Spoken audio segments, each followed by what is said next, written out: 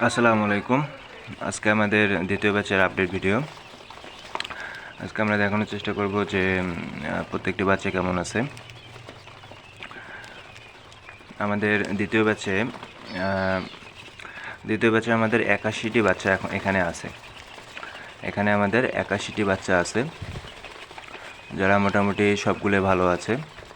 আমাদের hatching rate 61 ডিমের মধ্যে আমরা সব কিছু বাদ দিয়ে, ক্যান্ডেলিংয়ে বাদ পড়া, তারপর হচ্ছে হ্যাচিংয়ের সময় বাদ পড়ে যাওয়া, সব কিছু বাদ দিয়ে আমাদের হচ্ছে 81টি বাচ্চা আছে এখানে। আমি একটু আগে সবগুলো আর কি এগুলো পরিষ্কার করার সময়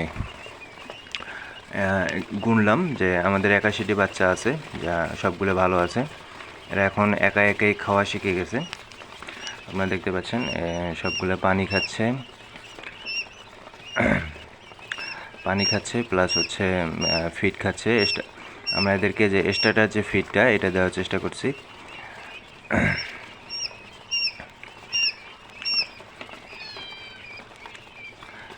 আচ্ছা, আমাদের একজন নতুন অতিথি, এই যে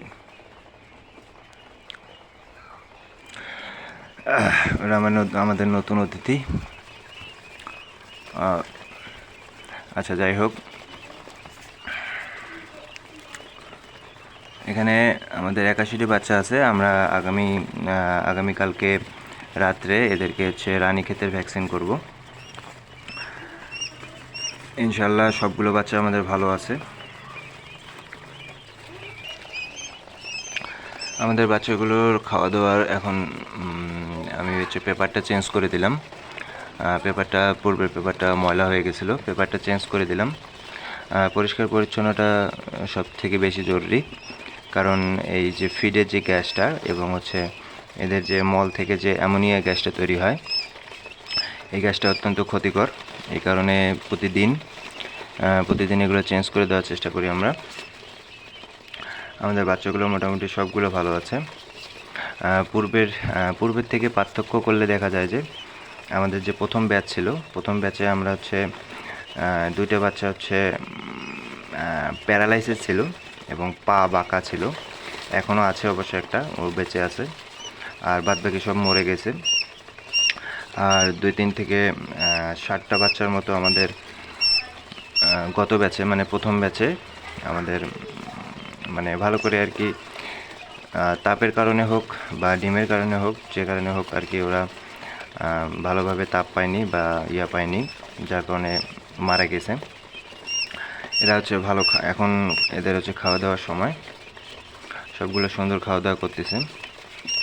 দ্বিতীয় ব্যাচে আমরা প্রথম ব্যাচের থেকে ভালো হ্যাচিং রেট পাইছি। আমাদের এখানে 81টি বাচ্চা আছে।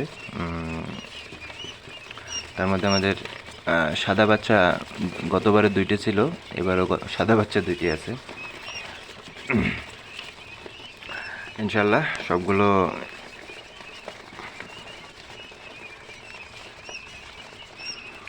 আচ্ছা।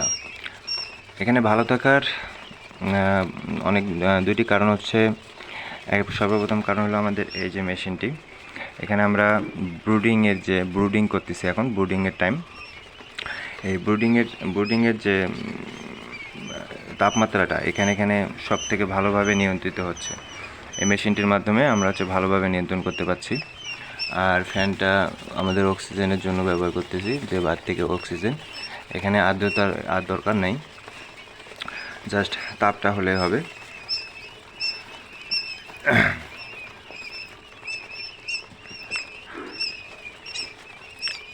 আমরা নতুন হিসেবে ভালো হ্যাচিং রেট পাইছি।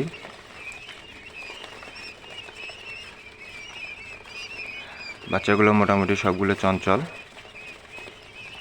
আমি যদি হাত দিয়ে একটু দেখাই, এদের এখন খাওয়ার সময়।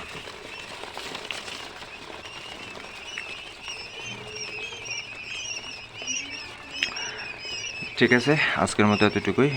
পরবর্তী ভিডিওতে আমরা হচ্ছে এদের রানীক্ষেতের ভ্যাকসিনেশন করব কীভাবে, সেটা দেখানো হবে।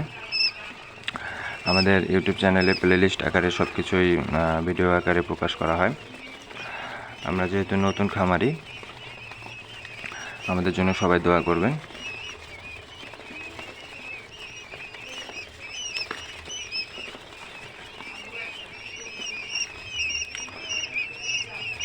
ঠিক আছে, আজকের মতো এতটুকুই। আসসালামু আলাইকুম।